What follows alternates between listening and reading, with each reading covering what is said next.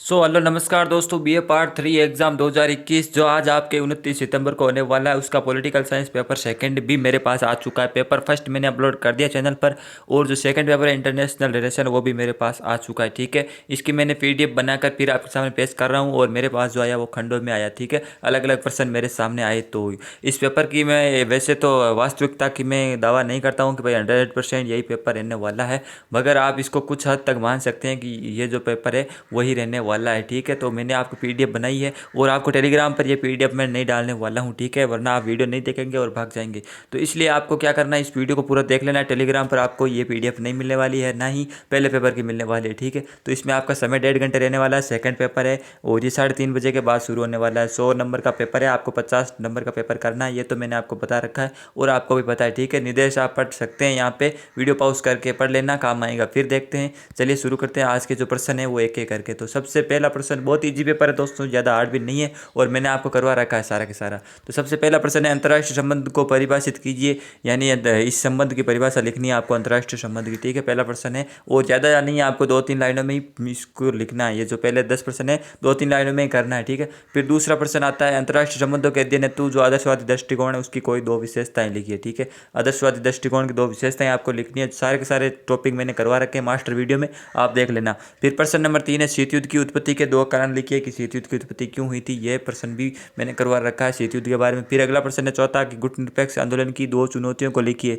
गुट निरपेक्ष आंदोलन जो भारत ने शुरू किया था। ठीक है, इसका भी मैंने आपको करवा रखा है। मास्टर वीडियो नहीं देखा है तो अभी भी कहता हूँ देख लीजिए, काम आएगा एग्जाम के अंदर। ठीक है, पढ़ना सीरीज मत पढ़िए, आप वो मास्टर वीडियो देख लीजिए, काम आएगा। फिर प्रश्न नंबर 5 है, विश्व व्यापार संगठन की स्थापना कब व कहाँ की गई। ठीक है, ये मैंने आपको नहीं बताया था, स्थापना मैं आपको बता देता हूँ इस वीडियो में। तो विश्व व्यापार संगठन यानी कि WTO की स्थापना है जो 1 जनवरी 1995 के अंदर हुई थी। ठीक है दोस्तों, 1995 के अंदर इस WTO यानी विश्व व्यापार संगठन की स्थापना हुई थी। और कहाँ पर हुई थी, जेनेवा। जेनेवा जो है स्विट्जरलैंड के अंदर है, उसकी मतलब यहाँ पे इसका मुख्यालय है WTO का, विश्व व्यापार संगठन का। और इसका कार्य क्या है, इसका मतलब कार्य यही है कि जो अंतर्राष्ट्रीय देशों के मध्य मतलब सम व्यापार को बढ़ावा देना, और कम से कम ऐसे मतलब उद्योगों को प्रोत्साहन देना है। ठीक है, तो जेनेवा स्विट्जरलैंड में इसकी स्थापना की गई, और 1 जनवरी 1995 को। ठीक है, ये इसका उत्तर हो जाएगा। ये मैंने आपको नहीं करवाया था इसलिए बता रहा हूँ। फिर अगला प्रश्न है, प्रश्न नंबर 6, भूमंडलीकरण से क्या मतलब है।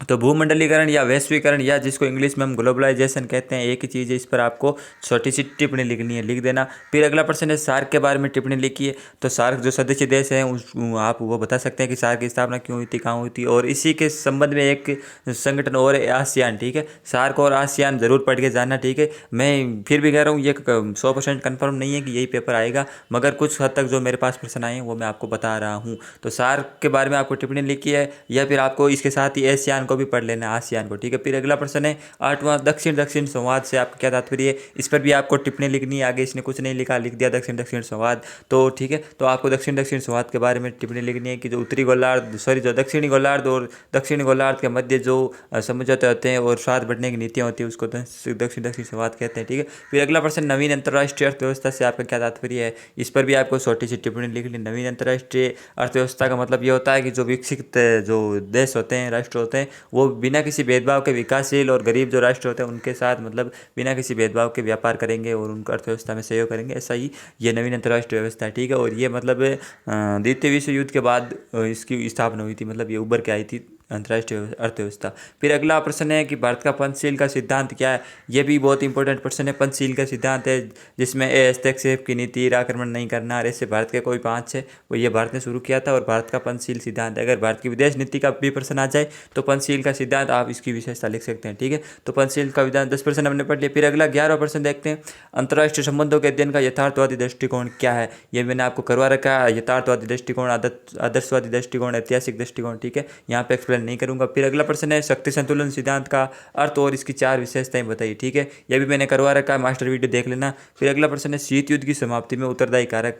तो शीत युद्ध की समाप्ति कैसे हुई, उसमें एक ही कारक था कि जो रूस था, सोवियत संघ था, वो टूट गया अपने टुकड़ों के अंदर, तो अपने आप ही वो शक्ति खत्म हो गई और अमेरिका का जो प्रतिद्वंदी है वो खत्म हो गया। तो इसलिए शीत युद्ध की समाप्ति हो गई थी। ठीक है, ये उसका पहला कारण था। और उसके बाद जो भी रूस के प्रधानमंत्री वगैरह बने, उन्होंने अमेरिका के खिलाफ कोई नीतियाँ खास अपनाई नहीं, तो शीत युद्ध का अंत हो गया।